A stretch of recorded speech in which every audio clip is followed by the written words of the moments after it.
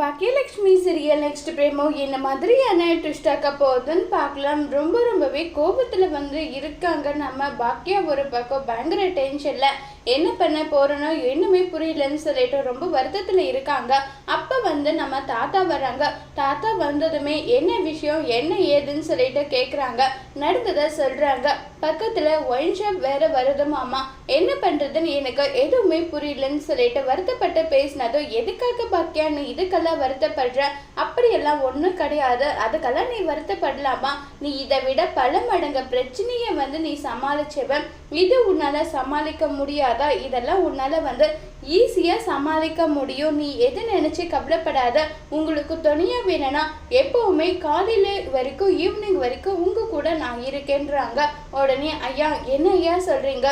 நீங்க இருக்கீங்களா? ஏன் நான் இருக்க கூடாதான்னு சொல்லிட்டு கேக்குறாங்க. அப்படியெல்லாம் ஒன்றும் கிடையாது. நீங்க இருக்க கூடாதுனால நான் சொல்லல.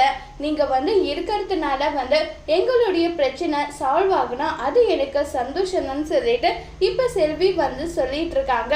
செல்வி சொன்னதை கேட்டதுமே பாக்கியம் ஆமா மாமா, நீங்க எங்களுக்கு துணையா வந்தா எனக்கு ரொம்ப சந்தோஷமா இருக்கும், நீங்க வாங்கன்னு சொல்லிட்டு சொல்றாங்க. உடனே தாத்தாவும் சரி நான் வரேன்னு சொல்லிட்டு ஒத்துக்குறாங்க. அதோட இந்த பிரமவை முடிச்சிருக்காங்க.